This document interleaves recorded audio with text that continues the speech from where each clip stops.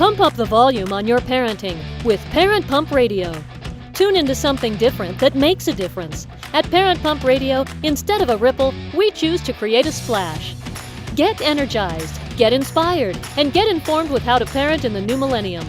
With your host and parent coach super guide, Jacqueline T.D. Huynh. Hi, this is Jacqueline T.D. Huynh. We're here to pump up your parenting skills, pump up your knowledge, pump up your energy. Welcome to Parent Pump Radio.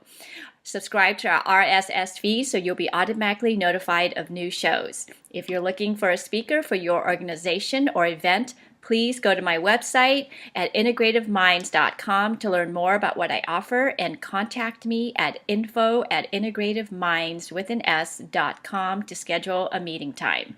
And be sure to join us for our monthly family financial workshop, which is live in the city of Torrance, or you can live stream us at Integrative Minds Facebook page. This workshop, as well as our theme for 2019 on Parent Pump Radio, is geared to help families learn, act, and implement strategies to become financially free. All the information is in the show notes. Okay, I'm really excited about our show today. All of you parents, you're going to want to listen to this show because our guest today is a speaker, author, and businessman. He's given over 2,500 speeches all around the world to crowds as large as 25,000 people. He's written 20 books with 3 million copies in print in 13 languages. He has been named one of the top 50 speakers in the world and one of Inc. magazine's top 100 leadership speakers. And his primary area of expertise is influence through leadership. And we're going to talk to him about how we as parents can influence our kids. So ladies and gentlemen, I'd like to introduce you to Chris Widener. Hi, Chris. Hey, Jackie, thanks for having me on the show. I appreciate it. Oh my gosh, I really appreciate you coming to the show. This is the topic that I think is really important for parents, especially in this day and age of drugs and alcohol and social media and all these things that we didn't have when we grew up. Yeah, it's interesting. People always say, everybody says this generation is worse off than the previous generation. And they say they were knocking Elvis and, these kinds of things. But the fact is Elvis talked about being a hound dog and Jailhouse Rock. And yeah, he swiveled his hips. But then we went to, rap, which was a little more open about things. And then now you listen to some of the music kids are listening to now, and it's just pure blatant sexuality and violence. And so, there really is a difference between the generation now and previous generations. They're growing up at a much, much earlier age. It becomes very, very difficult. In fact, I just saw Jada Pinkett Smith. I saw a clip with her and 4 of her friends, or they were sitting around a table having a discussion. And they were talking particularly about African-American girls, but they had a psychologist on there, and they were saying that they believe that African-American girls are sexualized by music and video as early as 5 years old now, in ways that previous generations didn't know until they got married, And so it's interesting how fast kids are growing up through video games and television, social media, music, and it provides us with greater challenges than ever. Yeah. And you think that, okay, I won't give my child a phone until they're 14 or 15. These people don't realize that all of their friends have phones. They have a computer from school. They will get information whether they have their own phone or not. Yeah, absolutely. And my policy was always they had to be 13 and then they got a phone. But you're right. Some kids now are 7 years old and getting these little bedazzled phones.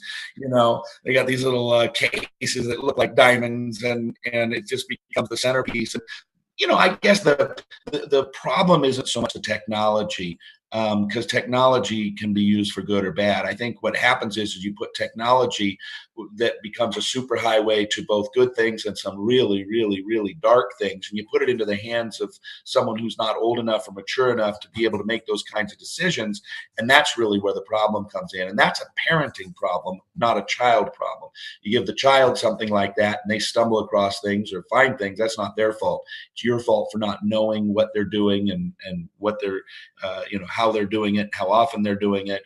For example, my kids were not allowed to, they had to use the internet where out in the open so that anybody could pass by at any given time, right? That wasn't secreted away in their rooms and those kinds of things where they can get themselves into all sorts of trouble. Not to say they will, but they could. So for me, it was, this will help you create some borders where you will not probably get into some things you shouldn't get into because you might just be afraid that dad or mom is going to walk around the corner and catch you. So, they were able to use the internet, but in a way that provided a little safety for them. Right. Absolutely. You have 4 grown children, 2 stepchildren, and a 4th grandchild on the way. So when it comes to parenting, grandparenting, you are, I would have to say, safe to say, you're pretty much of an expert, right?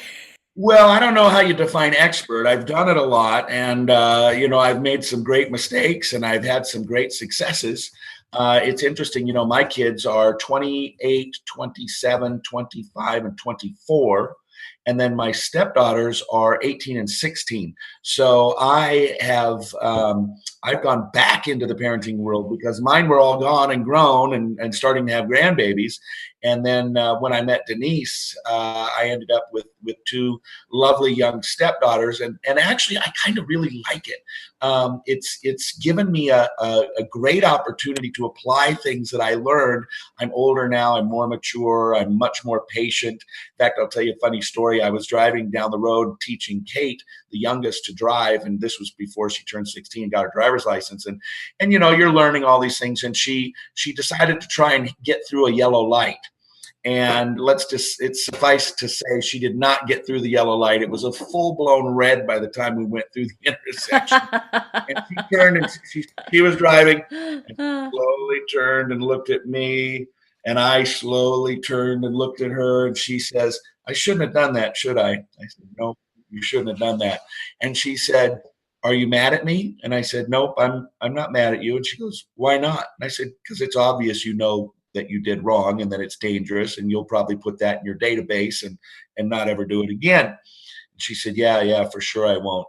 And I paused and I said, "You're really lucky I taught 4 other kids to drive before I taught you to drive." Because I learned all those lessons, with 4 other kids first. Well, I have to say, teaching 4 other kids, say you're pretty brave to get into a car again. Well, it's she seems to be pretty good and very mature, and they have to learn somehow, so it may as well be you. Yeah, that's true. All of us parents want this magic ability to influence our children's thoughts, beliefs, and actions in a positive and really impactful way. I know I want to, and especially in this day and age. Why do you think it's such a challenge, and why is it so hard for some parents and so easy for others? Well, I don't know that it's ever easy for anybody. I think it's easier for some. And the other thing that I would say is there's a trajectory that takes place. When a child is born, they literally would die if you didn't take care of everything for them, feed them, clothe them, put them in a warm room and keep them from out of the freezing outdoors. Their entire life is dependent upon you. As they get a little bit older, you're still making decisions for them. It's time to eat. Here's the clothes you're going to wear to school today, when they're in kindergarten, first grade. And then the whole trajectory of parenthood is releasing independence into your child's life. And that is the conflict. They go from being completely dependent on you, where you make every single decision for them, to where when they graduate, my goal was when they turned 18, they should be able to fully function as an adult in life. They should be able, if I just got hit by a bus and disappeared from the world, they would know exactly what to do, how to do a bank, how to bank, how to buy a car, how to make their own food, how to buy clothes, everything. They should be a fully functioning adult. So that trajectory, right, where you're going from complete dependence to complete independence, with that gap there of interdependence in the middle, right? And that's the conflict, because all of a sudden they don't want you making decisions for them. They don't want you telling them what they can do or can't do, when they can come home, when they can't come. They don't want any of that. And that's the conflict. And so I tell people all the time that you're going to go through about 3 or 4 years where you will be the dumbest person on earth. I mean, for 3 or 4 years, you won't know a thing.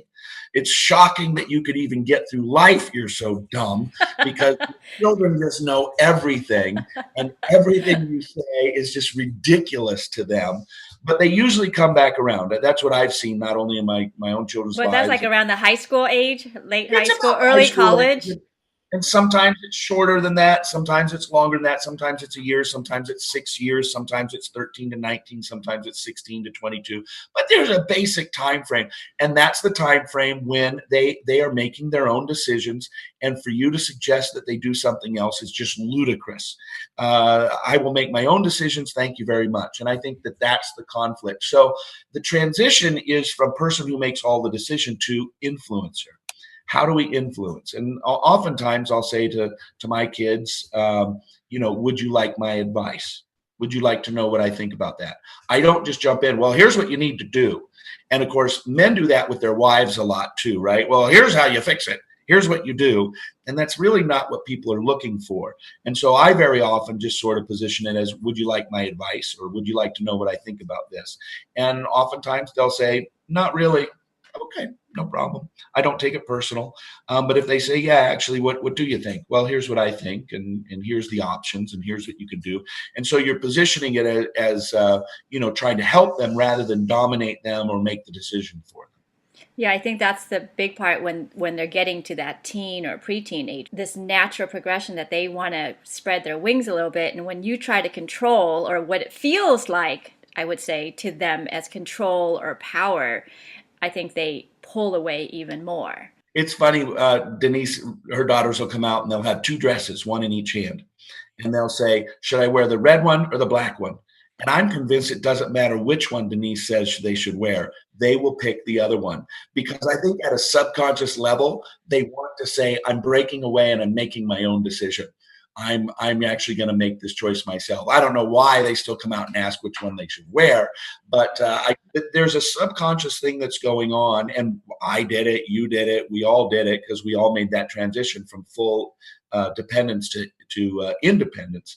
But therein lies the conflict, and we go from making decisions to influencing decisions, and we lose the ability to influence for a while. But if you position yourself right in your child's life, then you can have that influence. Like, for example, I consider myself a friend, and particularly as a stepdad, where they have a father, right? I'm not their dad.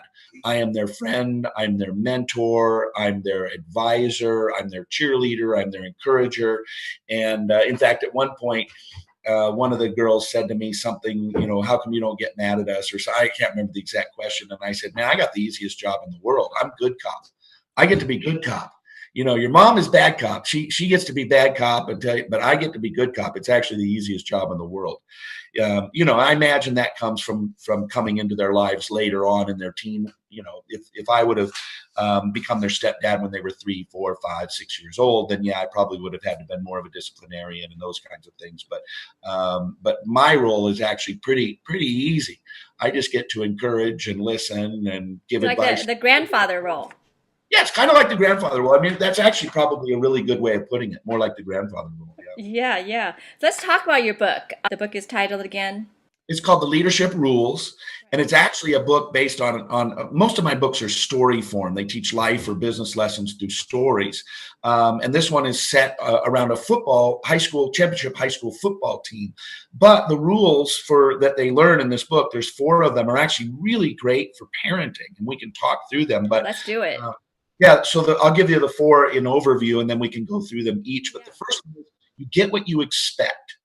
And here's the other thing. I named it The Leadership Rules on purpose because I used to ghostwrite for a guy named John Maxwell. John is a very well-known leadership guy. And his first big book, not his first book, but his first big bestseller was called The 21 Irrefutable Laws of Leadership. And I always contended that there are no laws of leadership, because leadership deals with people, and there are no laws that govern the actions, behaviors, beliefs of people. There are rules that work most of the time, but there are no laws. And so that's why I called it The Leadership Rules. So technically, there's nothing that works all the time. But this one and these 4 work most of the time. The first one is you get what you expect, setting expectations. We can talk about that with your kids. The second one is you get what you model. And that's the powerful one for number 1. The number two is actually the one that makes number one work. We can talk about that. Third one is you get what you reward. How do we reward and give positive recognition and feedback to our children? And then the last one is you get what you work for. There's a lot of work involved in leadership and a lot more work involved in parenting leadership. Yep. I think you and I are on the same page. I also wrote a book about leadership, family leadership, and how the corporate successful companies can incorporate all those successful tips and rules, like you said, into the family. So let's break down those 4 rules. The first one. First one, you get what you expect. I think it's very, very important for us to set very clear expectations for our kids. They need to know exactly what it is that we expect of them.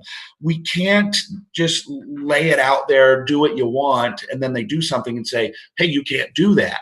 We have to give kids clear boundaries. And I think that, again, in that trajectory, the boundaries are very, very, very, very clear when they're 3, 4, 5 years old, and they become bigger and bigger boundaries. We allow them to make broader and broader decisions as they get older. That my philosophy, I heard it on the radio one time. I don't even know where I heard it from, but I thought that makes a lot of sense. My philosophy was to extend their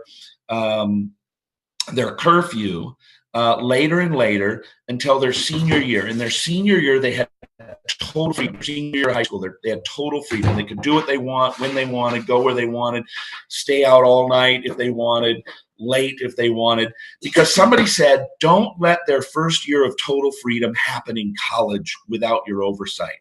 So they said, let their first year of total freedom happen under your roof. Now, they could stay out all night if they wanted to. None of them ever did. But I had 2 rules. They had to always let me know where they were, and they had to answer the phone when I called. If I called, they had to answer the phone. So I needed to be able, they had the freedom to go where they wanted, do what they wanted, but I had to be able to get a hold of them at any given moment and know where they were. And of course, now they have apps that tell you where they are. Life 360, It tells where their phone is, though, not them. Well, that's true. But most kids now, they can't, the phone is glued to their hand anyway. But you have to set these expectations. What do I expect from you? And, in the corporate world, we talk about corporate culture. What's the culture? What are the group expectations? How do we act? How do we treat each other? And I think the same is true in a family. You have culture in your family, and culture is set by expectations. The expectations are predominantly set by parents. But I think smart parents also incorporate into that, letting the kids also have a say in terms of the family culture. There was a book written, and I can't remember the exact title of it. It might have been 7 Habits of Highly Successful Families. But, Stephen Covey wrote a book about that and how every family should have a mission statement and what they, but creating cultural values. How will we speak to one another in this family? What is acceptable and what is not acceptable? Rules applies to both parents and kids. Absolutely, which we'll talk about in a minute. Yeah, because you hear it right.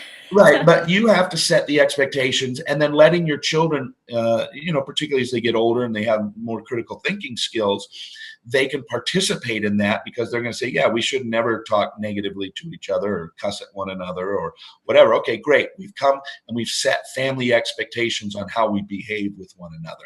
And that's an important thing for us to do. But if they don't know how they're supposed to act, or if there's no clear boundaries on it, then they'll just do whatever they want to do.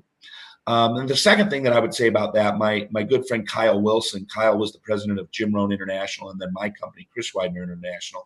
He always had a saying, inspect what you expect. So you set the expectation and then you go back and you inspect it and you make sure that it actually happens. So for example, you might say, I have an expectation that once a week, your room will be clean.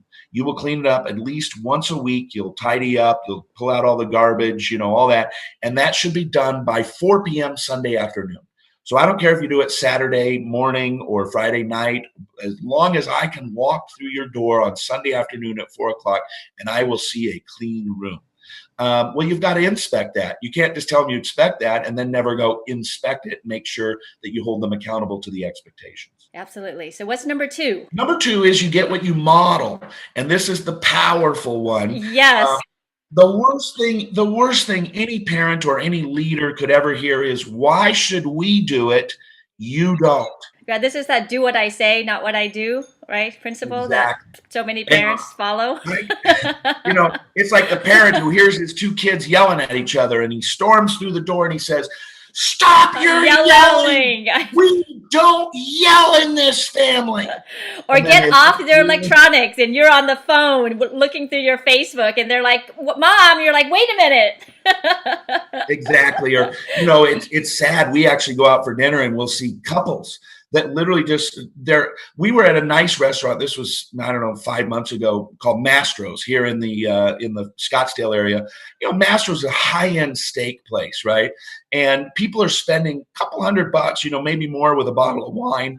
It's where the steaks are $50 each and the baked potatoes are $8 each. And, it adds up. And you look around the room and you'll see people spending $200 or $300 on a dinner. They've dressed up, and both of them have their nose in their phone, right? How can we ask our children to get away from that screen time if we don't even do it ourselves? Yeah, it's mixed messages. Yeah, so whether it's things like screen time or the way we speak to one another, don't talk to your sister that way. Why? You talk to dad that way. Yep. Oh, okay. And so we have to live it ourselves. In the corporate world, we say, look, if you expect your employees to be there at 9, you better be there at 8:30. Because if you show up at 9:30, they won't show up until 9:15. As soon as they figure out that you come in at 9:30 every day, it doesn't matter that you tell them to be there at 9. They'll get there at 9:15 just to cover their butts and make sure they're there before you. And same is true with kids. Kids will do what you let them get away with. And so you set the expectation, then you model the expectation.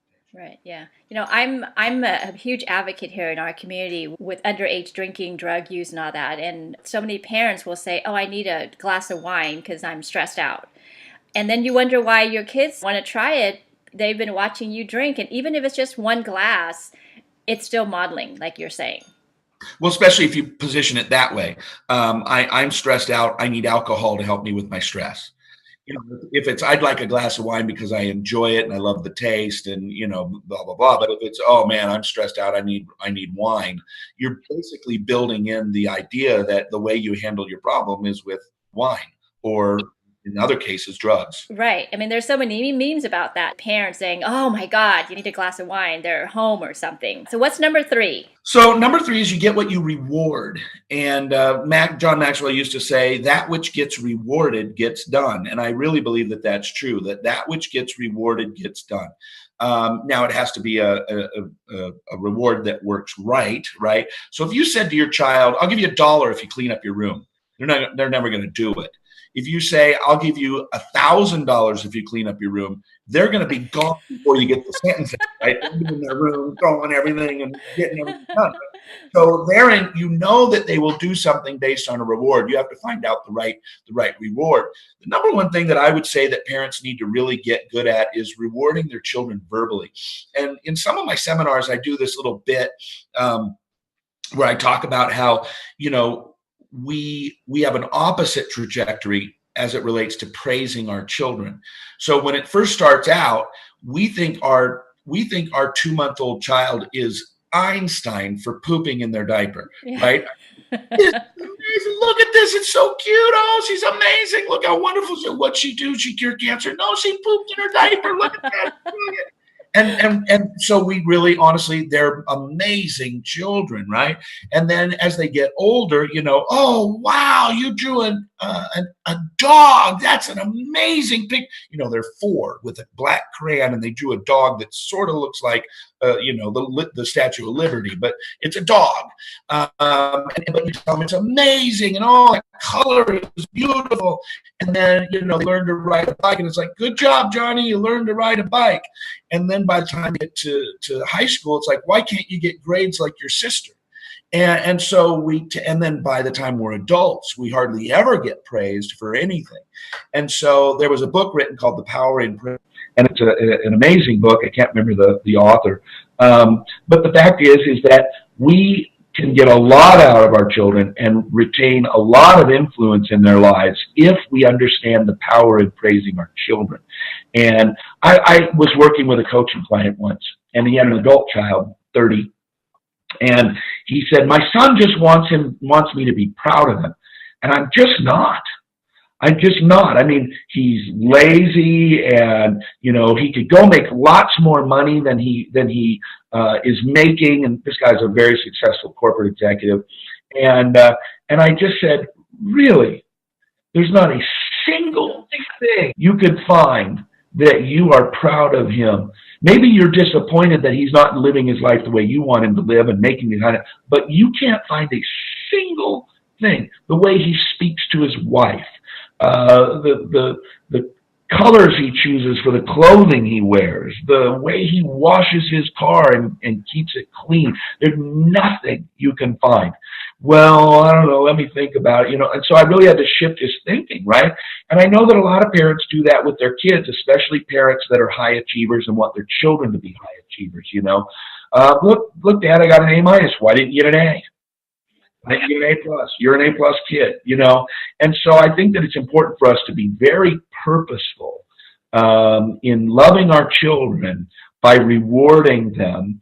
There was a book written, I don't know if you've ever read it or heard of it, The 5 Love Languages. Yep, I subscribe to it. Yeah, and there's one for children. I have that too. That's how I know my children's love, because some children, they may want gifts. That's their number one. But other ones just want you to praise them, or they want just physical touch. And you're giving the wrong love language, they're not going to receive it as love. So I have all my parents take the quiz and have their kids take it so that they understand what the top language is. Yeah, brilliant. And that's a way that we reward, right? If we take the time to understand our children and we can reward them with that, they come home and say, hey, here's my report card. And you go, oh, that's great. If they are a quality time person, I'll tell you what, let me put down my stuff and let's go down to the ice cream store and or let's go to a movie together or whatever. If theirs is verbal affirmation, you go overboard and verbally affirming them. You say, oh, that's fantastic. Let's go out. I've been thinking about buying you a bike. Let's go buy you a bike. Whatever it might be. It doesn't even have to be as big as a bike. Understanding their love language, rewarding them usually using their love language. And with that, I want to add the growth mindset and the fixed mindset principle with Dr. DeWitt. She talks about, instead of saying, oh, you're so smart, you got to say, wow, I saw you spent so much work on that. And I can see why you received an A, because you spent so much work, because then everything is about brains, or you're such a good athlete. What happens when that's there? So I really highly recommend people go watch the YouTube video or get the book about growth mindset and fixed mindset. They've actually done many studies on that, and when you're focused on the growth mindset instead of something fixed, they're smart, they're beautiful, they tend to actually not be achievers, because when they can't get that, then they just don't want to do it. I gotta be. I'm not smart anymore. I'm not smart anymore, right? But when they teach these inner city kids that it's about growth, which is how much effort you put in, how much time you put in, even if they get a C, they're like, I just got to put more effort in. That's all it is. So what's the fourth one? Fourth one is sort of the catch-all, and that is you get what you work for. Yes. And the fact is being a parent is a lot of work. It's thankless most of the time. Your kids may think in their head, I love mom and love dad. I so admire mom and dad. I'm so thankful for mom and dad. But they're probably not going to say it much. At least not during the teenage years. For sure, yeah. As they get older, or at special moments, it was interesting. Denise's girls are both, pre-professional dancers, and they had their end of the year dance banquet last night, where they were sending off all the seniors to their colleges and announcing where they're going and thanking them for being part of the dance team for all these years. And it was interesting to listen to to the seniors. Each had a chance to get up and kind of give a little speech, a little 3-4 minute speech, and to hear them thank their moms and dads and recognize. There was one girl, it was interesting, her dad takes a lot of pictures. He's always got a camera. And she said, Dad, I remember my very first day, I can't remember when it was, she was like 6th grade, so 6 or 7 years ago, and we were I think she was doing some cheerleading or something, and she said, I looked down the track and I saw you coming, and you had one shoe on and one shoe in your hand. Well, he had flip-flops, and the flip-flop had broken, and she said, Dad, I remembered that you found a piece of rope on the sideline, and you use it to fix your flip-flops so you could keep taking pictures. And it just showed me how committed you were to making sure that we got pictures and created those memories. Now, this is a 17-year-old girl, right, who remembered that from 6 or 7 years ago. It sounded like the story. We would never think that that was in her mind or that she noticed that, but she noticed it and remembered it 6 or 7 years later. And frankly, she'll remember it 26 or 27 years later because she'll recognize that. But had she not been giving that speech, she maybe would have never said that to her dad. But she got a moment and she pulled that from her memory and she honored him in that way. And it was really it was neat to Yeah. see. And I think it goes opposite also, those memories that probably shouldn't have been doing, like you said, yelling or doing something that was really bad.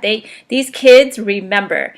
They might not be telling you they remember those good, bad, and ugly time, but they remember. So I think, like you said, we got to model those behavior that are exemplary. Yeah, for sure. Wow. I love those 4 rules. And we will definitely put your link to your book in the show notes. Chris, thank you so much for taking the time out to share your knowledge with our audience. Absolutely. Thanks for having me. I appreciate it, and appreciate the work you're doing helping people become better parents. This is how we change this whole society in one generation if all of us parents could learn the great leadership skills that you're talking about. Absolutely. The whole workplace would be better. Okay, well, thank you, listeners. Until next time, keep on learning and keep on growing. Thank you so much for joining us today. Go to parentpumpradio.com and click on the pink box on the top of our homepage to listen to our new and archived shows. To be instantly notified of new episodes, subscribe to our RSS feed. The RSS feed button is located at the top of the page where all our shows are featured. And after listening to the show, go to parentpumpradio.com or our Facebook page to leave your comments, questions, and topic suggestions. And while you're at our website, sign up to receive a free gift. Until next time, have a wonderful week.